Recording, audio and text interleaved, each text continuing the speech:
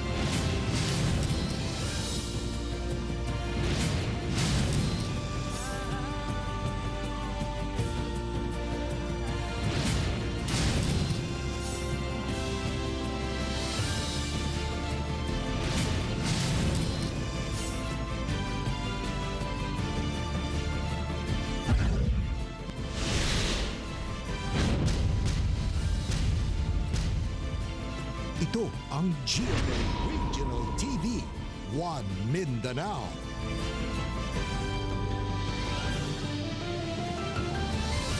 May hapon Mindanao, kini ang GMA Regional TV 1 Mindanao. Hatod namon pinakadagko o pinakulahing balita sa Mindanao. Ako si Teco Campo.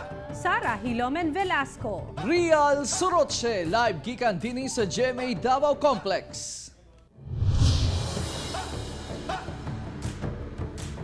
Patay ang usa ka misis sa Pulumulok sa Cotabato human kini gimartiryo sa iya mismong bana. Ang hinungdan tumang selos ni Mister. Si Argil Relator alang sa dugang detalye.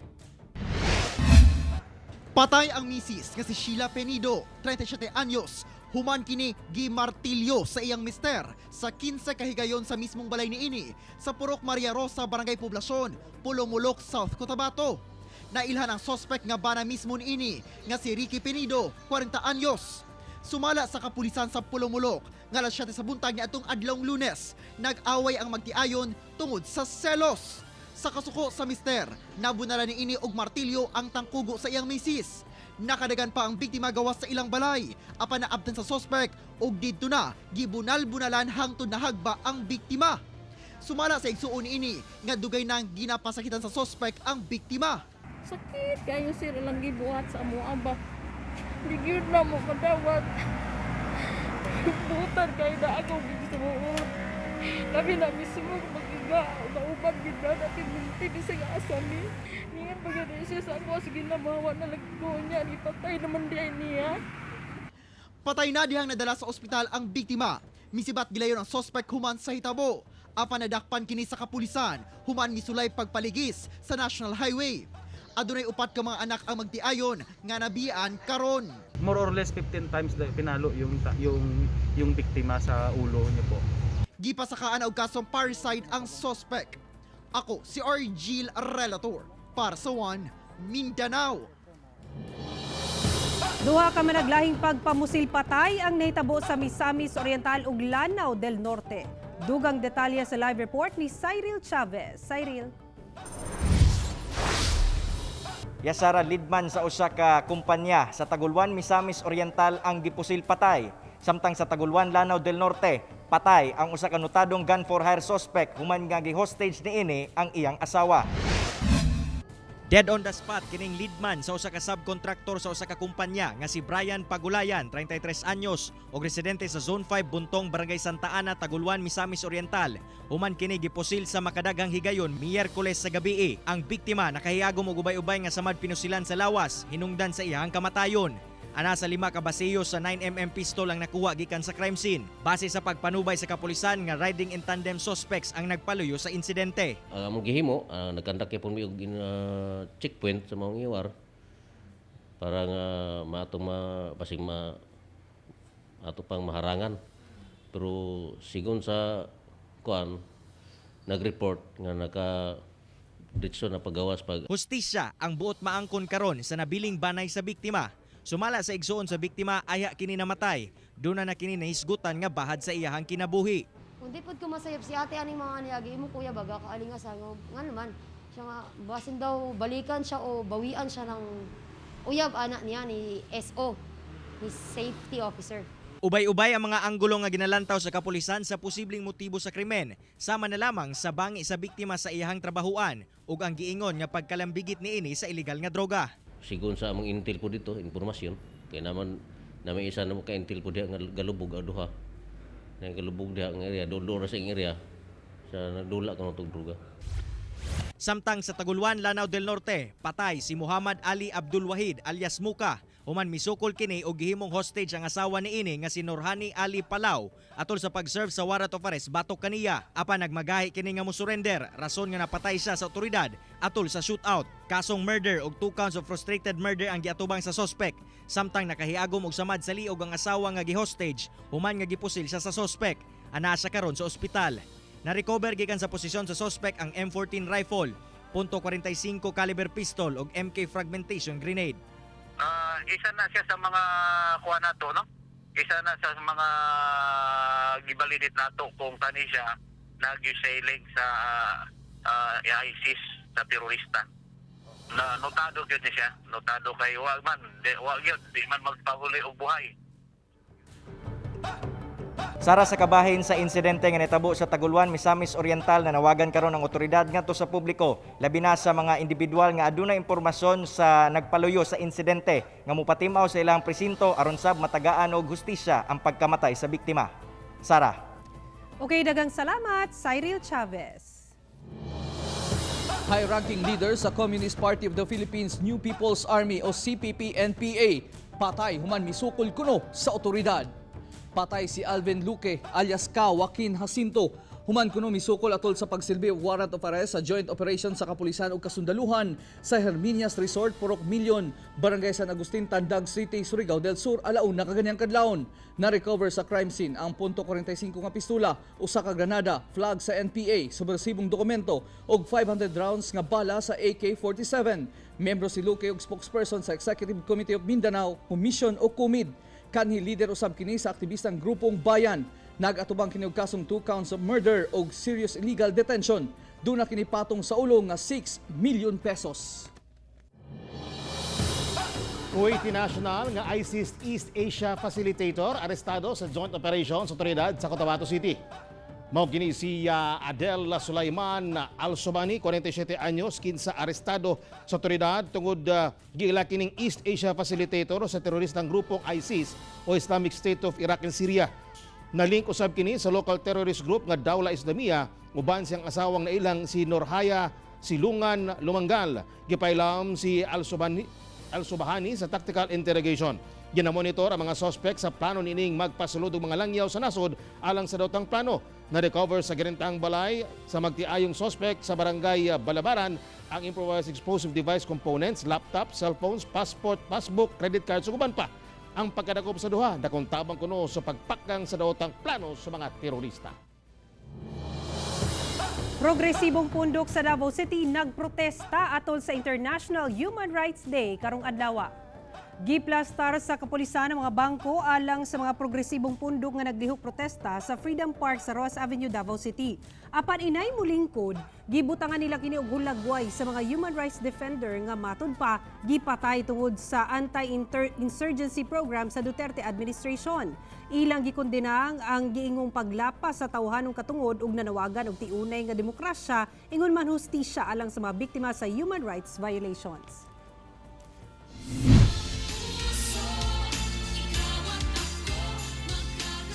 Gipasigarbo sa Hall of Justice sa Davao ang mga Christmas decorations nga hinimo sa mga persons deprived of liberty nga parulado. Ania ang detalye. Gama sa recycled materials, mao kini ang mga parol nga gihimo sa kapin 700 ka mga paruladong persons deprived of liberty o PDL aron nga mapanindot ang Hall of Justice sa Davao City. Kini proyekto sa maong buhatan alang sa mga parulado karong dunay pandemya.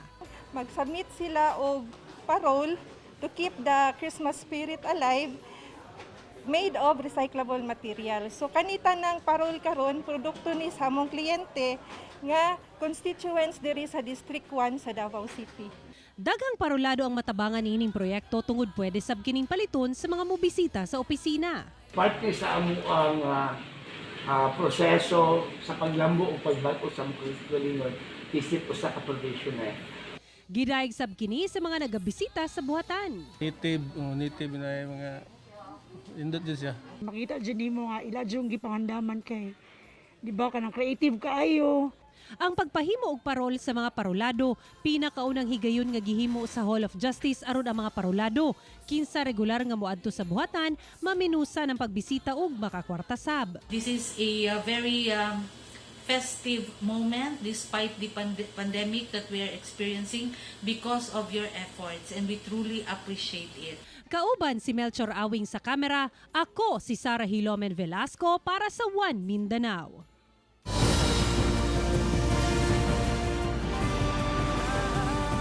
Ito ang GMA Regional TV, One Mindanao.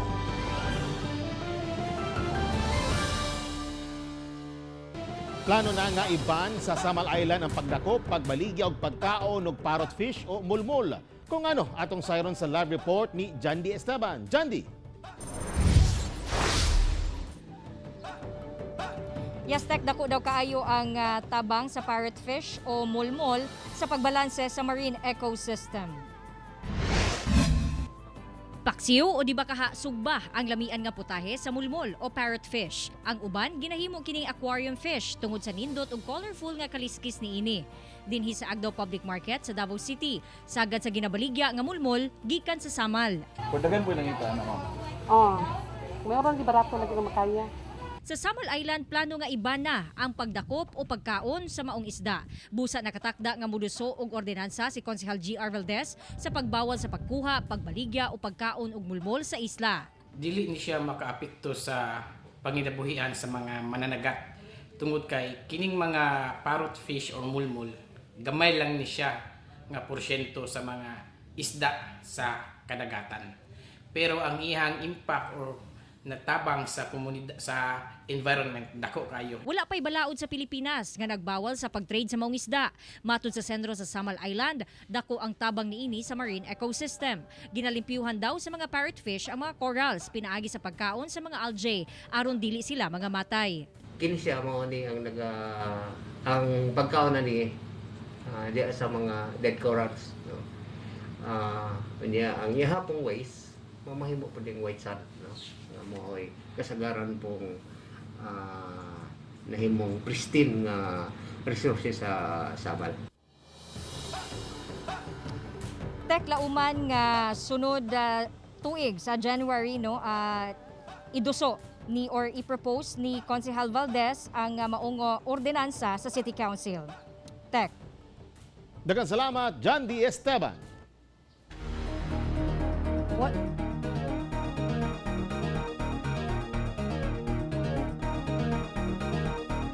$1,500 ka mga close contacts sa nagpositibo na sa COVID-19, gipailawom sa community testing sa Tagum City. Ani ang COVID-19 update sa Mindanao, pinaagi niining report. Sa labing unang higayon, ikatulo ang Davao del Norte sa dunay pinakadaghang kaso sa COVID-19 nga natala sa DOH kagahapon nga anaa sa 64. Doon na 1,177 kakumpirmadong kaso sa COVID-19 sa Davao del Norte. 903 ang nakarecover ug 35 ang namatay. Sa Tagum City, 1,500 ka mga close contacts sa nagpositibo na sa COVID-19 ang gipailawom sa libreng mandatory community testing sa lokal nga kagamhanan. Required sab nga mag-self-quarantine sila hangtod mogawas ang resulta. Miabot na sa 371 ang total COVID-19 cases sa Tagum City. 303 ang naayo na ug 14 ang namatay. Sa Davao City, usa ka 3-month-old baby boy nga taga Katalunan Pequeño ug 8-month-old baby boy nga taga Sasa ang nakarecover sa COVID-19. Misa ka na sa 7,282 ang confirmed COVID-19 cases sa Davao City. 4,692 ang recoveries ug 321 ang namatay. Sa Cagayan de Oro City, usa ka person deprived of liberty o PDL ug magtiayong doktor ang nalakip sa 23 ka nagpositibo sa COVID-19. Ang PDL, 18 anyos nga lalaking taga Kanituan kinsa nakadetain sa Police Station 5 ni atong November 13 o gi-transfer sa Lumian ni atong November 27.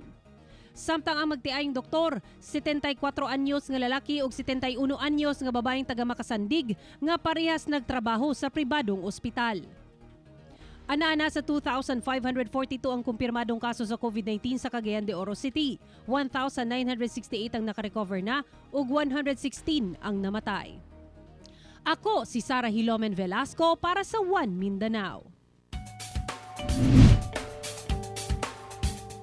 Saluduhan nato ang mag-asawang dog lovers sa Davao City nga mitukod og shelter para sa mga latagaw nga iro sa ilang lugar. Atong sayron pinaagi nining report. Nag-viral karon sa social media ang post sa netizen bahin sa usa ka banay nga nagapakaon og mga latagaw nga iro sa Turil, Davao City.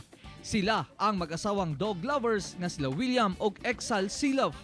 Sumala ni William, kinsa usa ka American national, maluoy kuno siyang makakita og stray dog sa kadalanan. Busa iya kining gina-rescue, dayon gina-adopt. So we realized that if we just do something as simple as feed and water them, then it would be better for the community as well because the dogs would be healthy and they won't be as aggressive. They'll be more people-friendly. Suportado si William sa iyang asawang si Exal. Gani, siya pa ang misugyot nga magpahimo nining shelter gawa sa ilang balay. Katumanggong nag-lockdown, diba nihit ang pagkaon. So, ang mga iro kay nangapayat, maglabay-labay sila, sige sila pangita ba pagkaon. So, naisip na ko na may mga leftover, tapos magpalit mo ng dog food, butang dira sa gawas. Sa karon, dunay siyam ka mga alagang iro ang mag-asawa. Samtang sulod sa usa ka bulan, sukad nga ilang gitukod ang maong shelter. Ubay-ubay na usab ang mga irong latagaw ang gabalik-balik dinhi. Gani kining mga itoy mo'y giamuma karon sa magtiayon. Karong pandemya, daghang tao ang nanginahanglan og tabang. Apan alang sa pamilyang Silov, angay usab tabangan ug amumahon ang mga hayop sama sa iro. Let's show compassion to animals. Na kung makakita mo og kanang stray dog sa kanang sa dalan lang good, ya kung namoy pagkaon, kanang hatagan. Kauban si Melchor Awing sa kamera. Ako si Real Soroche para sa One Mindanao.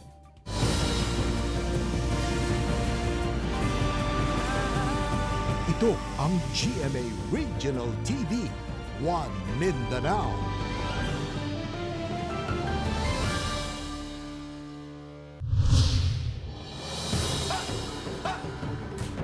Kinilong mga agarwood o lapnisan na kumpiska sa cargo area sa Davao International Airport human gisulayag ipadala kini sa laing nasod.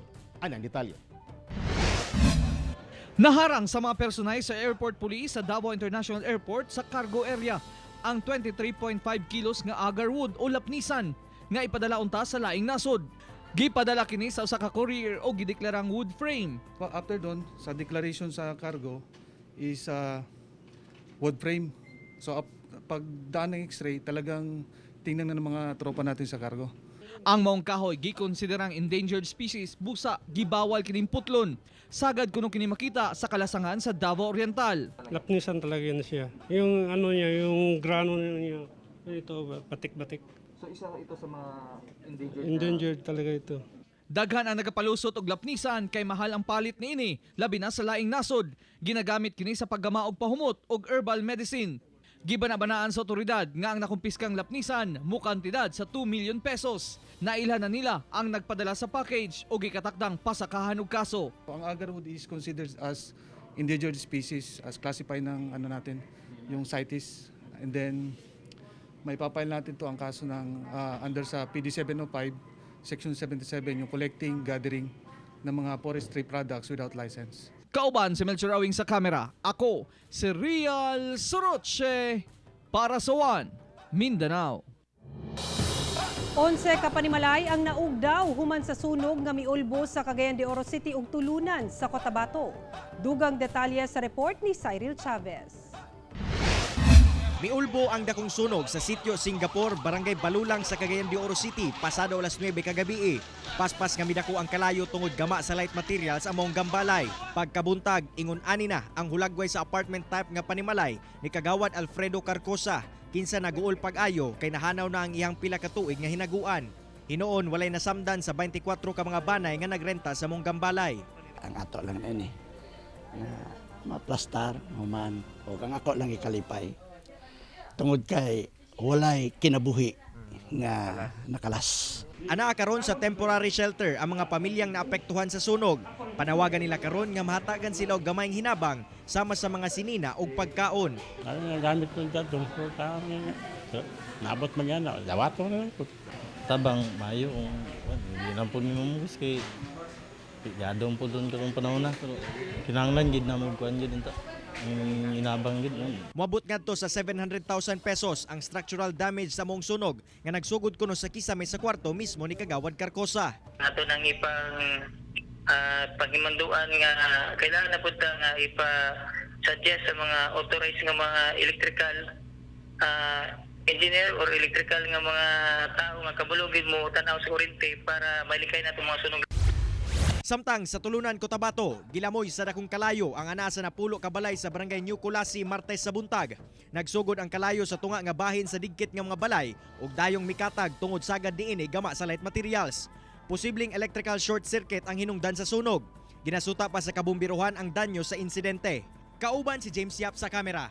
Ako, si Cyril Chavez para sa One Mindanao. Paibalong adto sa mga Dabawenyo nga kinahanglan ng magpakita og QR code alang sa mga musulod sa Davao City Water District. Gipaybalo sa DCWD nga sugod December 9, kinahanglan nang ipakita ang QR code matag musulod og pagawas sa mga motransak sa mga opisina sa DCWD. Subay kini sa implementasyon sa Executive Order No. 60 sa Davao City LGU gawas sa pagpaskan og QR code required usab ang pagsuot og face mask ug face shield sa tanang panahon sulod sa DCWD. Dili tugutang makasulod ang dunay temperatura nga 37.3 degrees Celsius pataas. Kinahanglan sab ang pag-disinfect sa entrance pa lang. Usa ka dakong multipurpose cooperative sa South Cotabato ang midonar og tunga sa milyon ka pesos alang sa mga biktima sa bagyo ug baha sa Luzon. Mukabad sa 500,000 pesos ang gidonar sa Dole Community Multipurpose Cooperative nga nakabase sa Pulumulok, South Cotabato. Kini alang sa mga nabiktima sa bagyo ug baha sa Luzon sa milabay nga bulan. Gipaagi ang donasyon sa GMA Kapuso Foundation nga gidawat sa Barangay FM 102.3 sa General Santos City. Ang kooperatiba naglangkob sa mga empleyado o stakeholders sa mga dakong kumpanya sa Pinya nga dugay nang nag-ooperate sa South Cotabato. Ang wish na ko karong Pasko kay makauyab mo man akong answer ta na kung mutud. I-sure daw na Bing, i-sure daw. Wish na ko karong Pasko kay unta makatulog na kong tarong. Wish na ako sa Pasko, unta makasapatos na ko. Mawala ang virus. Isargid akong wish karong Christmas ug kabalo ko nga maupo ni ang wish sa kadaghanan. Ang mabalik na sa normal ang atong kinabuhi, mabalik na sa normal ang atong panginabuhian, ug mabalik na sa normal ang tanan. Ug mawala na ang atong ikahadlukan nga COVID-19. Wish daw sa Christmas kay Pasko na. Bayang na!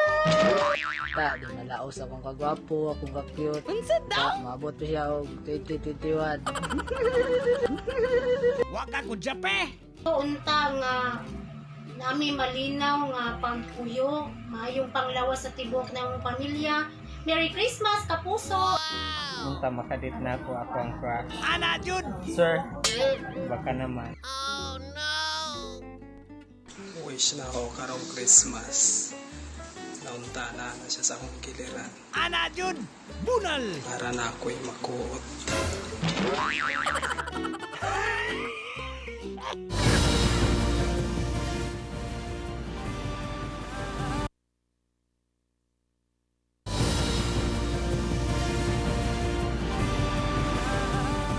Ito ang GMA Regional TV, One Mindanao.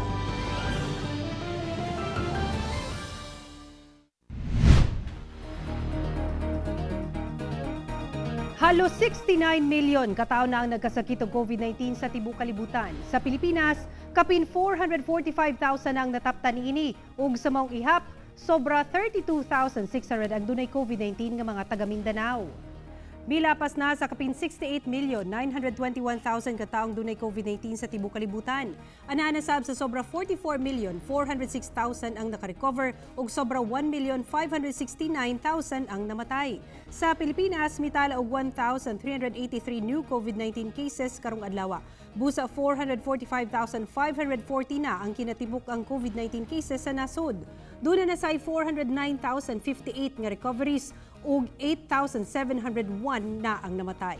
Ug sa Mindanao, 32,625 ang naigo og COVID-19, 26,227 ang naayo na ug 1,230 ang namatay.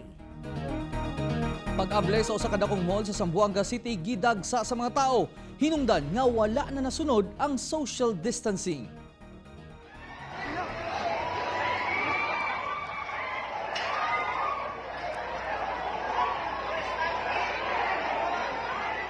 Mao kini ang eksena diyang nangable ang usa ka dakong mall sa Zamboanga City. Ang mga tao bisan dunay face mask ug face shield ang uban nagdasok sa entrance ug wala na nasunod ang social distancing. Matod sa Zamboanga City Disaster Risk Reduction and Management Office, gilayon silang nakikoordinar sa management sa mall aron tarungon ang linya sa mga tao ug dunay social distancing gawas og sulod sa mall. Gamiton sab kuno ang usa pa ka entrance gate sa Campaner Street aron malikayan ang dagsa sa tao. Sa record sa Zamboanga City Police Office, miabot sa 10,000 ka mga tao ang miadto sa grand opening sa mall. Gipaningkamutan sa GMA Regional TV 1 Mindanao ang pagkuha sa kabahin sa mall kalabot sa maong insidente. Pipila ka mga kabataan sa Gidapawan City nagapabuto na og boga o improvised firecracker. Samtang sa Zamboanga City, ginagamit kini pambugaw sa mga irong mukaon sa mga alagang manok. Ano ang report ni Argil Relator?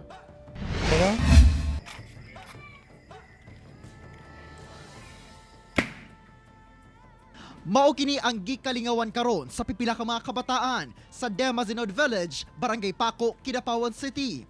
Boga kung tawagon usa ka improvised firecracker. Gama kini sa botelya ug sinumpay nga plastic tube o lata aron maporma og daw handheld canyon. Gas o alcohol ang ginabutang niini ug gigamitan og igniter sa lighter aron mubuto. Human ginabawal na sa daghang LGU ang mga firecracker ato sa kasaulugan sa Pasko ug bag-ong tuig. Pipila ang mihimo og boga isip alternatibo sa pagpabuto. Pahimangno sa otoridad, bawal ang paggamit og boga kay delikado kining makaangol. Sa Zamboanga City, dili lang mga bata ang nagagamit og boga, apan lakipsab ang mga hamtong. Susama gihapon ang disenyo nga gama sa plastic pipe ug lata nga gibutangan og alcohol ug holen isip bala. Ginagamit kuno kini sa mga mag-uuma aron bugawon ang mga iro nga mukaon sa mga alagang manok. Apan subay sa ordinansa sa syudad, ginabawal ang boga ug uban pang klase sa pabuto. Ako si Argil Relator para sa 1 Mindanao. Mga negosyante sa Zamboanga City mihangyo nga himuon ng full capacity ang pag-dine-in sa mga restaurant sa syudad. Gihangyo kini labi na sa mga gagmay negosyante human nga ang uban nagreklamo na kay wala nay magpa-cater kanila ilabi pa nga gibawal ang mga selebrasyon karong Pasko bagong tuig sa syudad. Gani dunay nagsirado og branch kay walay pambayad sa mga nagtrabaho sa restaurant. Samtang ang uban nabalaka kung unsay mahitabo sa nagpa-early booking sa mga party, kasal ug ubang okasyon. Subay sa mando sa IATF, ubos sa guidelines sa Modified General Community Quarantine, 50% ra ang tugutang mag-dine-in sa restaurants. Hinoon girekomenda sa Zamboanga City Disaster Risk Reduction and Management Office ngadto sa Zamboanga City LGU nga tugutan ang kasal karong Disyembre pero kinahanglang mosunod sa health protocols, ilabi na ang social distancing. A lot have already closed their businesses because they have not got any support from the local government actually. So please sa national government, I'll ask help from the national government to please help us businesses. Colorful nga Christmas decorations gimuntar sa libungan Cotabato aron mabati silang mga residente ang Pasko taliwala nining pandemya karon. Dili babag sa mga libunganon LGU ang nasinati karon nga COVID-19 aron ipasinati sa katawhan ng Pasko. Padayon ang pag-decorate sa kagamhanan sa ilang mga pampublikong lugar o mga Christmas lights. Sama na lamang sa Libungan Bridge nga gipalibutan og Christmas lights. Gipalibutan usab og Christmas lights ang ilang public terminal hasta na ang municipal grounds. Nailan ang munisipyo nga dili gayud magpaulahi kung hisgutan ang Christmas decorations matag tuig. Tumong ni Mayor Christopher Amping Kuan nga mapabati sa mga Libuganons ang Pasko bisan sa krisis karon. Mga kapuso, 15 kaadlaw na lang una magpasko. Mga kapuso, way puas ang among paghatod og balita. Bisitay ang www.gmaregionaltv.com ug mag-subscribe sa official YouTube channel sa GMA Regional TV. Busa mga kapuso, ayaw polahi sa mga dagkong balita sa nagkatayong rehiyon sa nasod, subscribe na. Ug mo katumulahi og dagkong balita sa Mindanao karong adlaw. Ako si Real Soroche. Daghang salamat sa inyong kanunay nga pag-uban kanamo matag adlaw. Ako si Sara Hilomen Velasco. Tungod mga balita sa atong palibot, importante alang kanamo. Kini ang GMA Regional TV 1 Mindanao. Teko Campo, buong puso para sa Pilipino.